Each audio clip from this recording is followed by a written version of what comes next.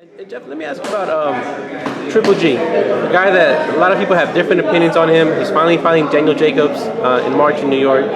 Are you sold on Triple G, or does this fight determine if he's real? I mean, don't get me wrong. I mean, I'm somewhat sold on Triple G, but I'm not really sold on him because the one thing is this: I think that he's a great fighter.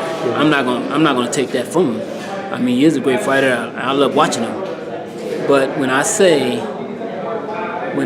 great in terms of actually attaching that to your name, I wouldn't do that. I mean, he's great for the middleweight division. But in order to be great, every fighter that you see on a list that are considered great, they didn't stop at one weight class unless they were heavyweight. They always started at a smaller weight class and moved up and proved themselves one weight class after another, and that's part of being great. But when you're offered a fight with another fighter that's considered a great fighter that's only 8 pounds above you, and you don't take it, means that you're not even trying to be great. You just want to be middleweight champion and be dominant, which is nothing wrong with that. And don't get me wrong, and I mean, I think that the fight with him and Danny Jacobs, it's a good fight, and I think Danny Jacobs may even have a chance. But realistically, who have he really fought? I mean, I probably can name 3 guys he fought. And that's not a knock against him, because it's not his fault. It's not his fault that the type of competition to make him a great fighter isn't there. But like I said, when you want to be great, you step out your comfort zone, and that's something that he's not willing to do. One guy he's willing to fight Canelo, who would have to move up. What do you think about that matchup? And I think that's a great matchup, but I think at the same time, the only reason he want to fight Canelo is for the money. I ain't gonna say that if he'll beat Canelo or not, but what I'm saying is that, of course, you're gonna take that fight. That's just like when Floyd was a cash cow. Who's not gonna fight? And that's the same situation with Canelo now, because he's the money guy now. So I mean, but I think that which is I always play with this part because it's funny to me with Canelo. See, Canelo's young still. I mean, this guy's young. He ain't got to be in a rush to fight Triple G. Triple G got to be in a rush to fight him, because he don't know when the clock gonna run out on him, or Father Time gonna say, wait a second. But the one thing is this, is that it's so funny to me is that when Canelo said, hey, I'm Mexican. I'm scared of nobody. Here, take this belt. Okay, you ain't scared, but you sure gave away that belt. So you think you should have kept it? Well, I mean, the thing is this.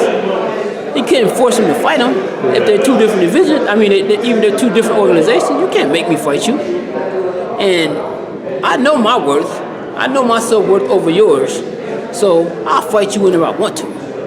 I just think that being that he was young and maybe his team didn't, really coach him in the right way, because I mean, if he felt comfortable at fighting at 60, I would have continued to fight at 60, and I would have fought the same people that he beat over and over and over, and then finally, I would have made the fight happen. And when the fight happened, I would have got paid a lot of money, and don't get me wrong. And I think, and the one thing is this, is that Triple G's 30, He's almost 35. Well, he's 35 years old. I mean, and if the fight doesn't happen within maybe a year or 2, I mean, you never know, and that might be the game plan for Canelo. I mean, and because I mean, he don't have to fight him, and that's the one thing, that people don't understand is that certain fighters don't have to fight certain fighters if they're not in the same weight class or if they're not in the same organization. Because if I'm WBC champion and another champion is in the WBA, we ain't never got to fight.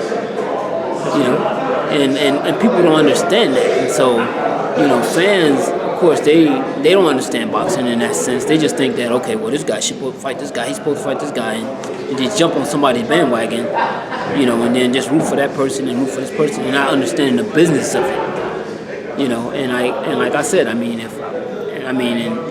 I've already been chastised for saying this, but I'll say it again, because if Canelo is my fighter, I'm gonna maximize his earnings.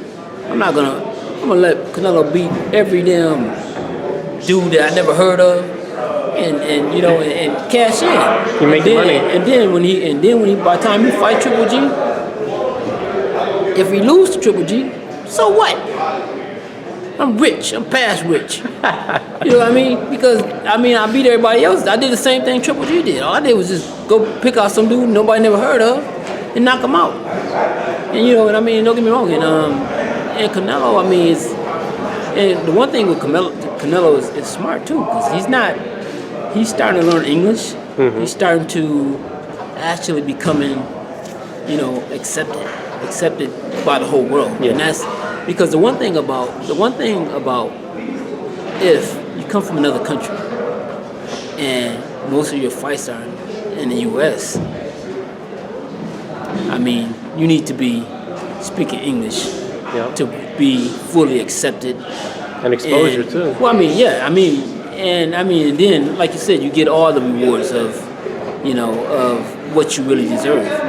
You know, and I mean, like I said, the guy's still young. And I mean, he's still got a long career ahead of him.